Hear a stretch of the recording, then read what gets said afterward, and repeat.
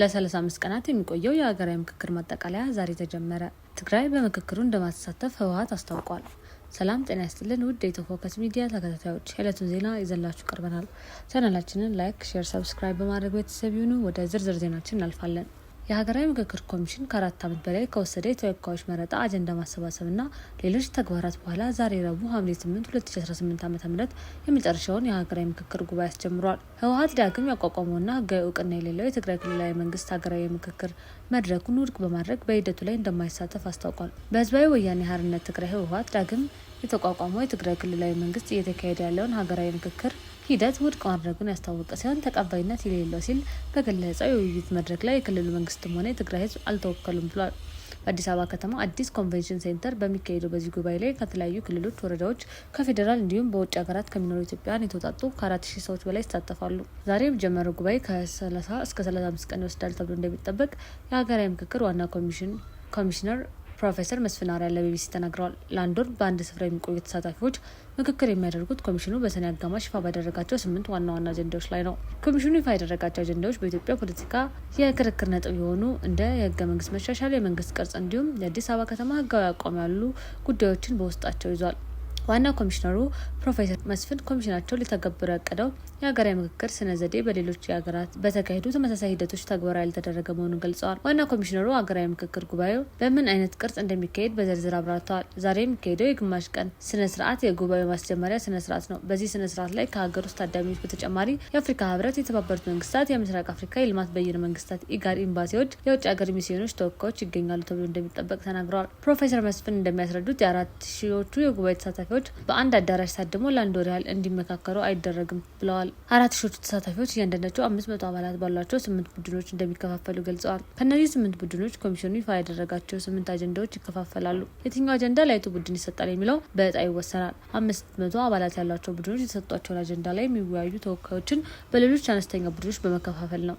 አነስተኞቹ በአጀንዳዎቹ ውይይት ካደረጉ በኋላ የደረሱበትን የመግባባት ወይም ያለመግባባት ምክር ሀሳብ ይዘው 500 አባላት ወዳሉት ትልቅ ቡድን እንደሚመለሱ ፕሮፌሰር መስፍን ገልጸዋል። ዋና ኮሚሽነሩ እንደሚያስረዱ 8ቶቹ ቡድኖች በተሰጣቸው አጀንዳ ላይ በተናጠል የያዙትን አቋም በተመለከተ ከሌሎች ቡድኖች ጋር ምክክር የሚያደርጉበትን ማሰራር ተዘርግቷል። ይህ የሚከናወነው 8ቱ ቡድኖች እያንዳንዳቸው በሚወክላቸው 25 ሰዎች ነው። 400 የሚሆኑት እነዚህ ተወካዮች በቡድኖቹ በተናጠል ድምዳሜ የደረሰባቸውን ምክር ሀሳቦች ሙሉ በሙሉ እንደገና ያብላሉ፣ በትነው ያሉ ሲሉ ፕሮፌሰር መስፍን አስረድተዋል። እነዚህ ተወካዮች በየቡድኑ የቀረቡትን ምክር ሀሳቦች ተቀባይነት ይኖራቸው የሚለውን እንደሚመለከቱ አክለዋል። በዚህ ደረጃ ላይ ተወካዮቹ በጋራ የሚደርሱበትን የመጨረሻ የጋራ ምክር ሀሳብ 4000 ተሳታፊዎች በሙሉ ለሚሳተፉበት ጉባኤ ይቀርባል። እንደ ዋና ኮሚሽነሩ ገለጻ በዚህ ጊዜ ሁሉም ተሳታፊዎች የሚሰበሰቡት ምክር ሀሳቦቹን በጋራ ለመቀበል፣ ለማጽደቅ ወይም ለመጣል ይሆናል። በእነዚህ ሂደቶች ሙሉ በሙሉ ለተሳታፊዎቹ እገዛ የሚያደርጉ ከአመካካሪዎች፣ የምሁራን ቡድን እንዲሁም ቃለ ጉባኤ መዝጋቢዎች ይኖራሉ። በዚህ አይነት ሂደት የሚለዩ ሙሉ በሙሉ ያግባቡ ወደ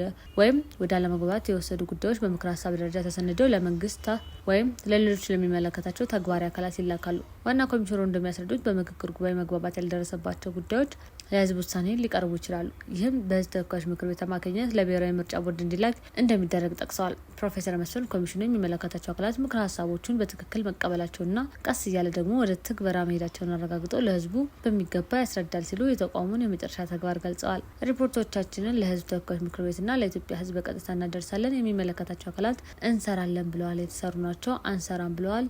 ምክንያቱም እንዲያስረዱ ህዝቦቻችንን ጠይቁ ወደሚለው እንሄዳለን ብለዋል። ኮሚሽኑ የምክር ሀሳቦችን አፈጻጸም የመከታተል ኃላፊነት በ2014 ዓ.ም የጸደቀው መቋቋሚያ አዋጅ ተሰጥቶበታል። ኮሚሽኑ ምክር ሀሳቦችን ለመተግበር እንዲቻል ግልጽና ተጨባጭ የሆነ እቅድ እንዲያዘጋጅ አስፈላጊውን እገዛ እንደሚያደርግ ደንግጓል። የምክር ሀሳቦችን አፈጻጸም ለመከታተል የሚያስችል ስርዓት እንደሚዘረጋም በአዋጁ ሰፍሯል። ይሁን እንጂ ባለፈው የካቲት ላይ ለሁለተኛ ጊዜ የተራዘመው የኮሚሽነሮቹ የስራ ዘመን በቀጣዩ ዓመት ጥቅምት 2019 ዓ.ም ይጠናቀቃል።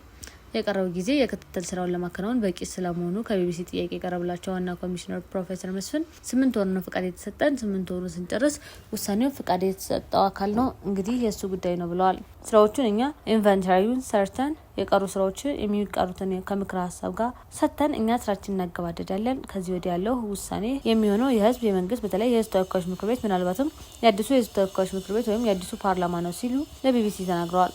ከ4 ዓመታት በፊት የተቋቋመው ሀገራዊ ምክክር ኮሚሽን በኢትዮጵያ ውስጥ አወዛጋቢ ናቸው የተባሉ ጉዳዮችን በተለያዩ የሀገሪቱ ክልሎችና በውጭ ሀገራት ከሚገኙ ኢትዮጵያውያን አጀንዳዎች ሰብስቧል። ኮሚሽኑ ለመጨረሻው ምክክር በማለት ስምምነት ዋና ዋና የምክክር አጀንዳዎችን ከጥቂት ዓመት በፊት አጣርቶ ያቀረበ ሲሆን ዛሬ የሚጀምረው የመጨረሻ የምክክር መድረክ በእነዚህ አጀንዳዎች ላይ በመነጋገር የመቋጫ ውሳኔ ላይ ይደርሳል ተብሎ ይጠበቃል። የዕለቱ ዜና ይህን ይመስል ነበር። በሰላም ዋሉ።